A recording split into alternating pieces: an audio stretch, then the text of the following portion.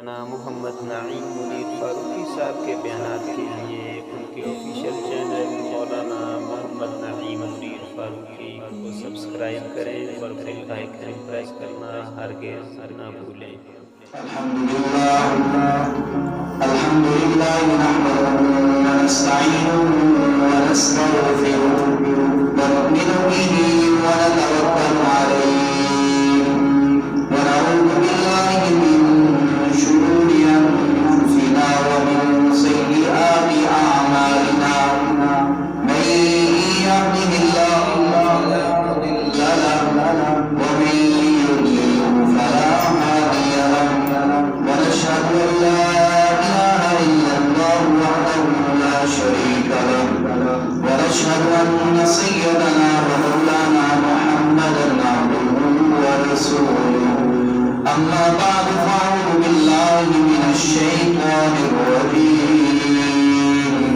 بسم الله الرحمن الرحيم يا ايها الذين امنوا كتب عليكم الصيام كما كتب على الذين من قبلكم لعلكم تتقون وقال النبي صلى الله تبارك وتعالى عليه وسلم من صام رمضان إيمانا واحتسابا غفر له ما تقدم من ذنبه وقال عليه الصلاة والسلام من قام رمضان إيمانا واحتسابا غفر له ما تقدم من ذنبه صدق الله مولانا العظيم وصدق رسوله النبي الكريم إن الله وملائكته يصلون على النبي يا أيها الذين آمنوا صلوا عليه وسلموا تسليما اللهم صل على محمد وعلى آل محمد كما صليت على إبراهيم وعلى آل إبراهيم إنك حميد مجيد اللهم بارك على محمد وعلى آل محمد كما باركت على إبراهيم وعلى آل إبراهيم إنك حميد مجيد بڑی محترم قابل صدر کرام بزرگوں بھائیوں دوستوں جہاں تک آواز امید اور گھر میں بیٹھ کر پر سننے والی میری معززہ محترمہ ماؤں بہنوں بیٹیوں آج 15 مارچ 2024 4 رمضان المبارک 1445 ہجری جمعۃ المبارک کا مبارک دن ہے اور ہمارے آج کے جمعے کا موضوع دیکھنا کہ یہ رمضان ضائع نہ ہو جائے اور ہماری نوجوان نسل کے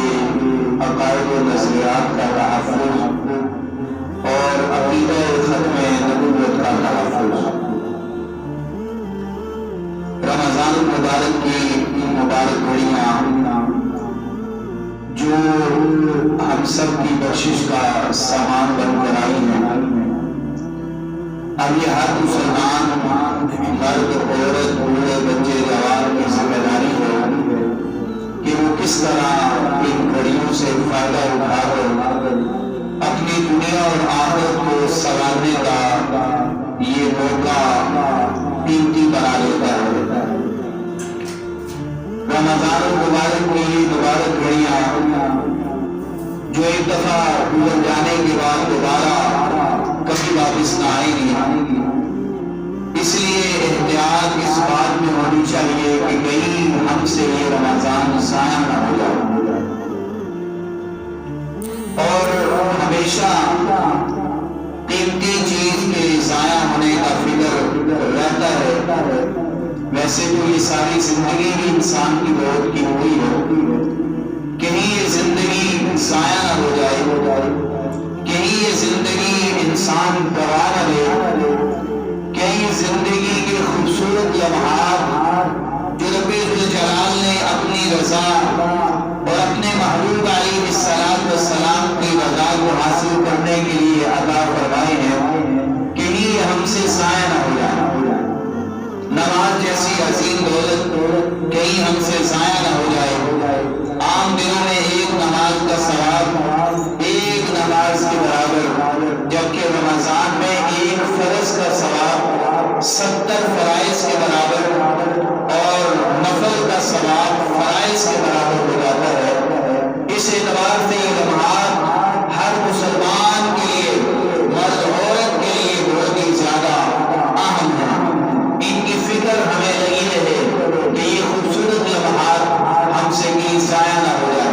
رمضان مبارک کا پہلا عشرہ رحمت، جس کی دعا بھی سکھائی گئی ہے، رب اغفر وارحم وانت خیر الراحمین، کہ اے میرے رب تو میری بخشش فرما، میرے حال پر رحم فرما، اور تو سب سے بہتر رحم کرنے والوں میں سے ہے۔ اللہ جل جلالہ نے یہ قیمتی ساعات اپنی بخشش کا سامان کرنے کے لیے ہمیں عطا فرمائی ہے۔ اب یہ ہر مسلمان کے اوپر ڈیپینڈ کرتا ہے کہ وہ ان سے کس قدر فائدہ اٹھا کر اپنی دنیا اور آخرت کو سنوار لیتا ہے۔ اور دوسری طرف اس قسم کے لوگ بھی موجود ہیں کہ جن کو ابھی تک کوئی احساس ہی نہیں ہے کہ یہ رمضان المبارک کتنا قیمتی ہے ہمارے لیے۔ اللہ تعالیٰ ان کو بھی یہ احساس نصیب فرما دے۔ زندگی اللہ جل جلالہ کی بہت بڑی نعمت ہے، اس کی قدر مسلمان کو اس وقت آئے گی جس وقت دنیا کی آنکھ بند ہو جائے گی اور زندگی کا سورج جب غروب ہو جائے گا، اس وقت انسان تمنائیں کرے گا، فَيَقُولَ رَبِّ لَوْلَا أَخَّرْتَنِي إِلَىٰ أَجَلٍ قَرِيبٍ فَأَصَّدَّقَ وَأَكُن مِّنَ الصَّالِحِينَ۔ اللہ مجھے تھوڑی سی مہلت اور عطا فرما دیجیے تاکہ میں زیادہ سے زیادہ مال بھی آپ کے راستے میں خرچ کر کے آ جاؤں اور نیک صالح بن کر آ جاؤں۔ یاد رکھیے گا، جس وقت اس زندگی کے اختتام کا وقت آ جائے گا اور اللہ جل جلالہ کے ہاں سے ہماری مقررہ موت کا وقت جب آ جائے گا، پھر اس کے بعد ایک سیکنڈ کی بھی تاخیر گوارا نہیں ہوگی، چانس نہیں ہوگا، موقع نہیں ہوگا۔ وَلَن يُؤَخِّرَ اللَّهُ نَفْسًا إِذَا جَاءَ أَجَلُهَا، کہ ہرگز کسی نفس کی موت میں کوئی تاخیر نہیں ہوگی۔ جب اس کا مقررہ وقت آ جائے گا، اس وقت پھر انسان جتنی مرضی تمنائیں کرے، جتنی مرضی نیک خواہشات کا اظہار کرتا رہے، اب کوئی فائدہ نہیں ہے۔ آج اللہ نے یہ زندگی اسی لیے عطا فرمائی ہے، اور اس زندگی میں رمضان المبارک کے مبارک لمحات جو عطا فرمائے ہیں، ان کو ہم کہیں ضائع نہ کر بیٹھیں، یہ کہیں ہم سے ضائع نہ ہو جائے، ان لمحات کی کہیں ہم سے نہ قدری نہ ہو جائے۔ آج اگر اللہ تبارک و تعالیٰ نے ہمیں یہ حسین لمحات عطا فرمائے ہیں، ہماری ذمہ داری ہے کہ ہم ان لمحات کو اللہ جل جلالہ کی مرضی کے مطابق اور اس کی رضا جوئی کے لیے ان لمحات کو گزاریں۔ روزے کا مقصد بھی لعلکم تتقون ہے، تاکہ تم متقی ہو جاؤ، پرہیزگار ہو جاؤ، خدا خوفی تمہارے اندر پیدا ہو جائے، اللہ جل جلالہ کا دھیان پیدا ہو جائے، روزے کی حالت میں بھی تمہارا دھیان اللہ کی طرف رہے، نماز کی حالت میں بھی تمہارا دھیان اللہ کی طرف رہے، ہر عمل میں ہم سب کا دھیان اللہ جل جلالہ کی طرف رہے۔ یہی زندگی کا مقصد ہے، اور یہی وہ قیمتی لمحات ہیں جو خالق لم یزل نے ہمیں اور آپ کو عطا فرمائے ہیں۔ اللہ تبارک و تعالیٰ نے ہمیں یہ جو زندگی عطا فرمائی ہے، یہ یقیناً آخرت کی تیاری کے لیے ہے۔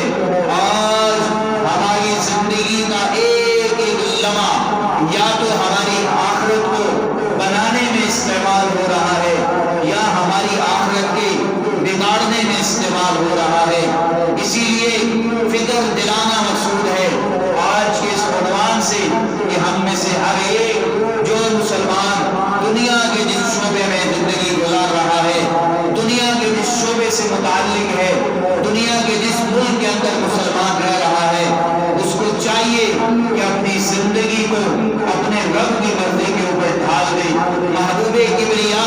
صلی اللہ تبارک و تعالی علیہ وسلم کی زندگی کے اوپر ڈھال دے۔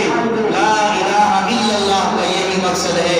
کہ جو اللہ چاہتا ہے ہم وہی کرنے والے بن جائیں۔ محمد رسول اللہ کا مقصد ہے کہ جیسے اللہ چاہتا ہے کہ میرے محبوب کے طریقے کے مطابق زندگی کا یہ سفر تم طے کرتے چلے جاؤ، میں تم سے راضی ہوتا چلا جاؤں گا۔ تو سنت پر عمل کرنا،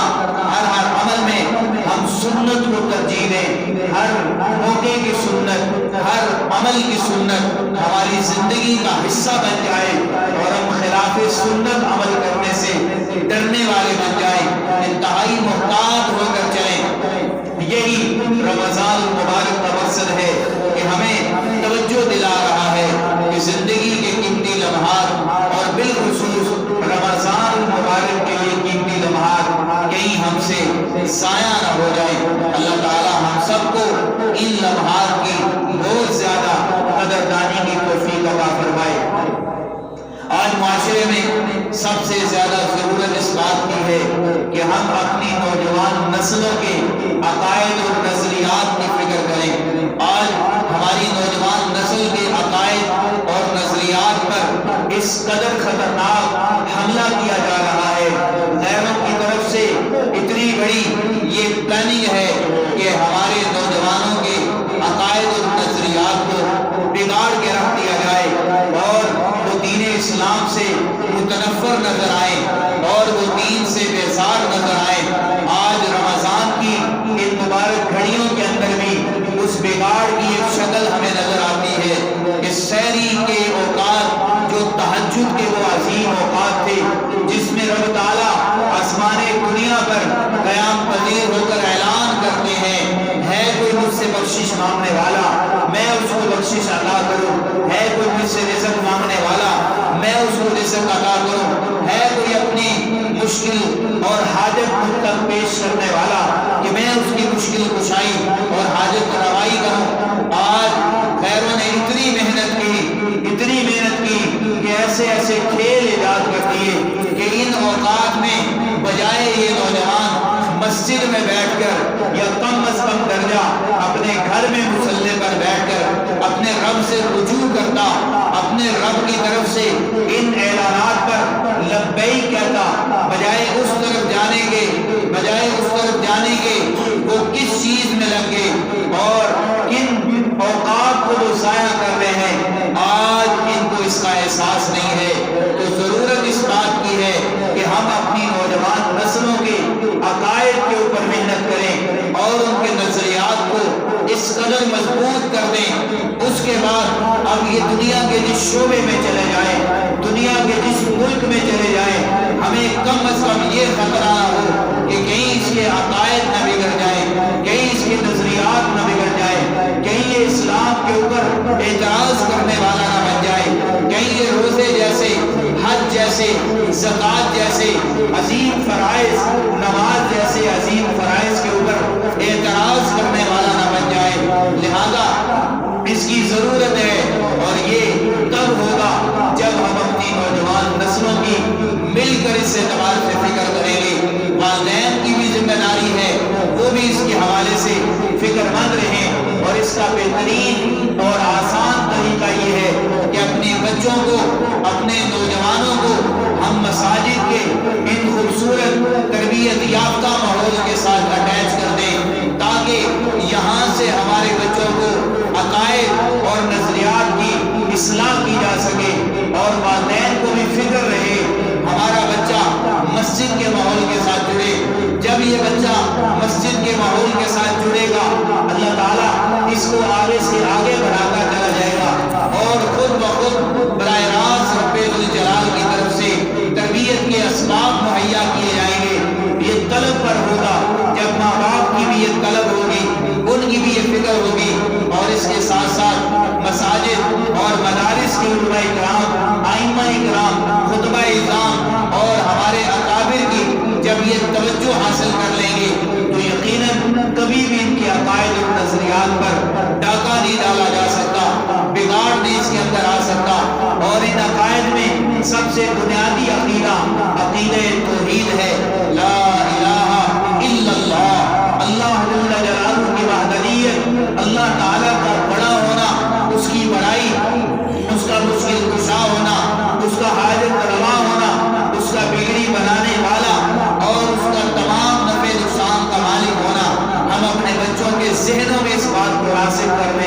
اس قدر مضبوط کر دیں کہ کوئی بھی حال آئے، کسی بھی حال میں ان کی توجہ غیر اللہ کی طرف نہ جائے، اللہ کے غیر کی طرف ان کی توجہ نہ بڑھے، بلکہ ہر حال میں اللہ جل جلالہ کی طرف توجہ آئے۔ اور یہی محبوب کبریا صلی اللہ علیہ وسلم نے عملی طور پر بھی سکھلایا اور اسی کی تربیت کی اپنے حضرات صحابہ کرام کی کہ وہ انہی نظریات اور انہی عقائد کے اوپر اتنے مضبوط تھے کہ وہ مارنے والے تھک جاتے، ایک کی باری آتی وہ مار مار کے تھک جاتا، کہتا بلال عہد کہنا چھوڑ دے۔ بلال حبشی کا وہ مقام تھا،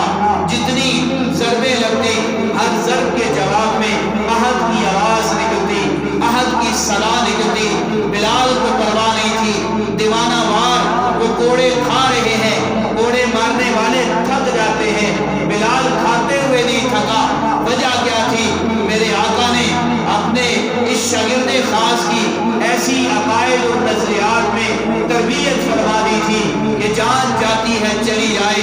ایک ہی جواب ہے۔ بلال کا جسم ان انگاروں پر پگھل پگھل کر ختم تو ہو سکتا ہے، لیکن توحید کا انکار بلال نہیں کر سکتا۔ کتنی بڑی بات ہے، یہ وہ محنت تھی۔ اسی طرح ہر صحابی، صہیب رومی ہو، سلمان فارسی ہو، حضرت ابو ہریرہ ہو، ابو بکر و عمر عثمان و علی ہو، امیر معاویہ ہو، جناب حسنین کریمین ہو، ایک لمبی فہرست 1,44,000 کم و بیش صحابہ کرام کا یہ مجموعہ جو میرے آقا نے عقائد اور نظریات پر ایسا مضبوط کھڑا کر دیا تھا کہ آج میں اور آپ جو توحید پرست ہیں، میں اور آپ آج جو رسالت کے عقیدے پر قائم ہیں، عقیدہ ختم نبوت پر ہم آج اپنی جانیں لٹانے کو تیار ہیں اور تحفظ ناموس رسالت کے لیے ہم اپنے آپ کو پیش کرنے کو تیار ہیں۔ یہ سارا نتیجہ ہے میرے آقا کی اس محنت کا جو آپ نے بے سر و سامانی کے عالم میں اپنے ان صحابہ کرام پر فرمایا تھا، اور آج اور قیامت تک آنے والی نسل انسانیت اس سے فائدہ اٹھاتی چلی جائے گی۔ اور میرے دوستو، اس کے ساتھ ساتھ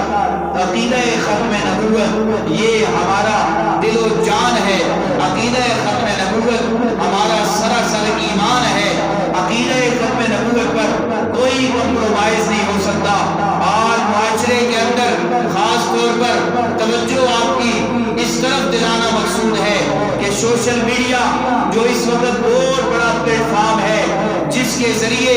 آج ہم مسلمان اتنا زیادہ دین کا شاید کام نہ کر رہے ہوں جتنا زیادہ آج دنیا کفر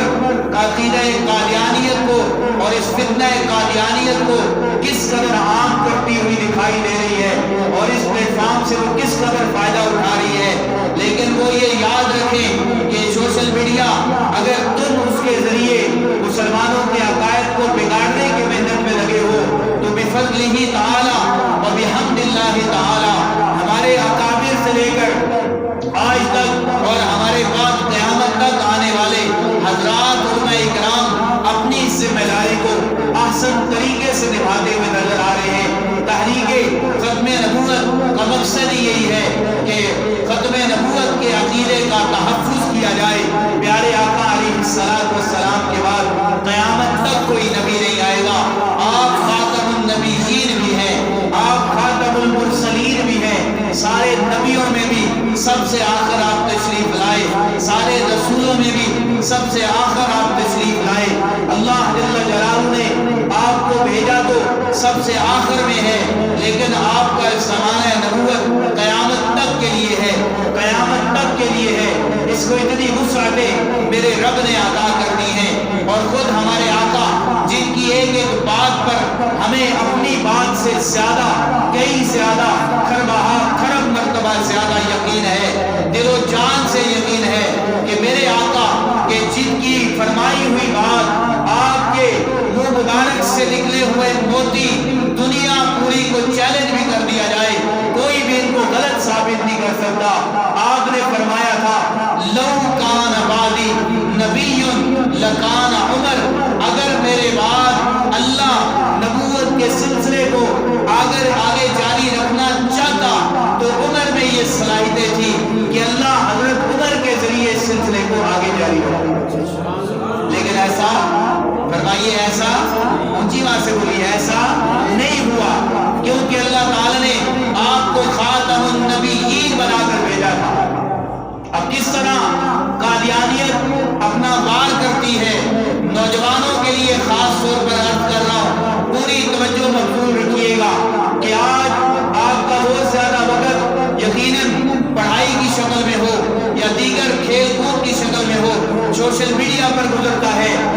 मसाजिद में आना कम होता है, मसाजिद में जुमे के खुतबे में भी ताखीर से आने की आदत है, लेकिन सोशल मीडिया पे आप हर वक्त अवेलेबल है। याद रखिएगा,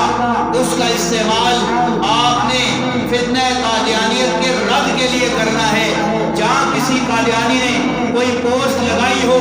लानती मिर्जा गुलाम अहमद कादियानी मलऊन के हक में कोई पोस्ट लगाई हो, आपके ऊपर लाजिम हो जाता है फरमा गए ये हादी ला नबी या बादी की पोस्ट लगाएं कि अल्लाह के महबूब ने जब ये फरमा दिया कि मेरे बाद कोई नबी नहीं है, अब तुम हमें माल की लालच दो, हम अपने पांव की ठोकर से तुम्हारा माल तुम्हारे मुंह में मारेंगे। तुम हमें किसी लड़की के रिश्ते का लालच दो, हम पांव की नोक से वो तुम्हारे मुंह पे दे मारेंगे, लेकिन हम अपने अकीदे खत्म नबूवत पे कंप्रोमाइज, ऊंची आवाज से कंप्रोमाइज नहीं कर सकते। हमें ये चीजें नहीं चाहिए। हमारा जो रिश्ता आका बद्दी अलैहिस्सलातु वस्सलाम के साथ है, हम यहाँ पर बैठे हैं, दिल हमारे मदीने में है, हम यहाँ पर बैठे हैं, जब हम दुरूद पढ़ते हैं, अल्लाह ने हमें वो अजीम नबी अता फरमाए हैं, दुरूद हम उन पे पढ़ते हैं, रहमत अल्लाह हम पे नाज़िल करता है। मन सल्ला अलैया सलातन वाहिदा, मेरे आका ने फरमाया जिसने मुझ पर एक मर्तबा दुरूद पढ़ा, अल्लाह उस पर 10 मर्तबा रहमत नाज़िल फरमाए। तुम जिसको अपना नबी मानते हो, उसके ऊपर तो मक्खी भी इस नजरिए से बैठने को तैयार नहीं है कि ये तो पहली गलीज है, मैंने गलाजत के ऊपर बैठकर अपने आप को और गलीज करना है। हम लानत भेजते हैं मिर्जा गुलाम अहमद कादियानी पर और उसके तमाम हवालियों पर और उसके अकायद को फैलाने वालों पर। हमारे आका से बढ़कर हमें कोई अजीज नहीं है। अगर अबू बकर, उमर, उस्मान अली, सलमान फारसी, इसी तरह सुहेब रूमी, बिलाल हबशी, हजरत अबू हुरैरा, अब्दुल्ला बिन जुबैर, अब्दुल्ला बिन उमर, अबादला अरबा और दीगर अजिल्ला सहाबा अगर आका अलैहिस्सलातु वस्सलाम के लिए ये ऐलान कर दिया करते थे, या रसूल अल्लाह, हमारी जान भी हाजिर है, हमारी औलादें भी हाजिर हैं, हमारा माल भी हाजिर है, लिहाजा आपसे बढ़कर हमें कोई भी चीज अजीज नहीं है। हत्ता कि हमें अपने करीबी रिश्ते जो हालत कुफर में अभी तक मौजूद हैं, हमें वो भी या रसूल अल्लाह आपसे बढ़कर अजीज नहीं है। आज के मुसलमान 1445 हिजरी गुजरने के बावजूद, आज इतना अरसा गुजरने के बावजूद, जिस महबूब को हमने देखा भी नहीं है, जिस महबूब की हमने ज़ियारत भी नहीं की है, और अल्लाह मरने के बाद भी करवाएगा और अल्लाह ख्वाब में भी बार बार ज़ियारत करवाए, जिनकी शान ये है, फरमाया जिसने मुझे ख्वाब में देखा उसने मुझे ही देखा, उसने किसी और को नहीं देखा। फ़इन्न शैताना ला यतमस्सलु बी, इसलिए कि शैतान मेरी सूरत में आ ही नहीं सकता,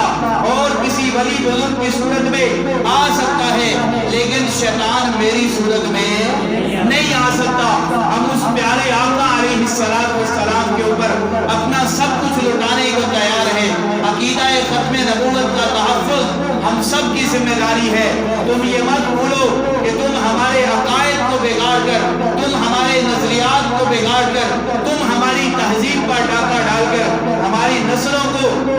इस नतीजे पर ले आओगे कि वो तुम्हारी बात मानेंगे। हरगिज़ ऐसा नहीं होगा। ये बात मानेंगे तो सिर्फ अल्लाह की बात मानेंगे और तरीका कर मानेंगे, और जिस तरीके पर अल्लाह की बात को मानेंगे वो मोहम्मद अरबी सल्लल्लाहु अलैहि वसल्लम का तरीका होगा।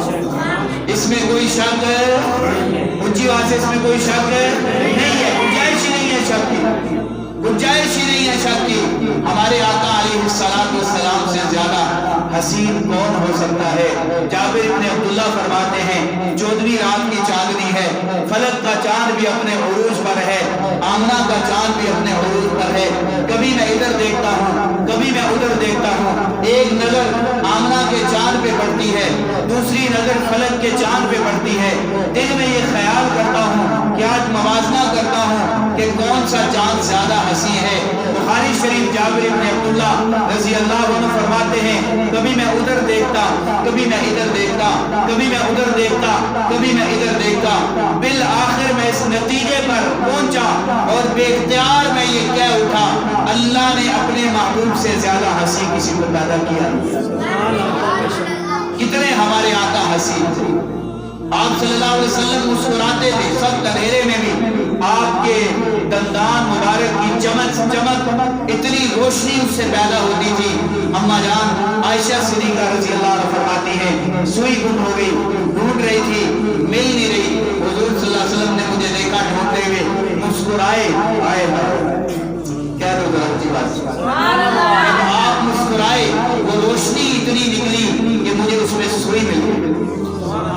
یہ اللہ کے محبوب صلی اللہ علیہ وسلم کا انشاءاللہ کسی موقع پر میں یہ آپ صلی اللہ علیہ وسلم کا صرف حلیہ بیان کروں گا، آپ حیران ہو جائیں گے، کوئی زبان آپ میں سے سبحان اللہ کے بغیر رہ نہیں سکے گی۔ اللہ تعالیٰ ہم سب کو آج کے جو عنوانات ذکر کیے گئے ان پر عمل پیرا ہونے کی توفیق عطا فرمائے، اور اللہ تعالیٰ ہمیں رمضان المبارک کی یہ مبارک گھڑیاں ضائع ہونے سے بچانے کی توفیق عطا فرمائے۔ اللہ ہماری نوجوان نسلوں کے عقائد اور نظریات کا تحفظ فرمائے، اور اللہ ہمیں عقیدہ ختم نبوت پر پڑھنا اور اسی پر جینا اللہ ہم سب کو نصیب فرمائے۔ وآخر دعوانا الحمدللہ رب العالمین۔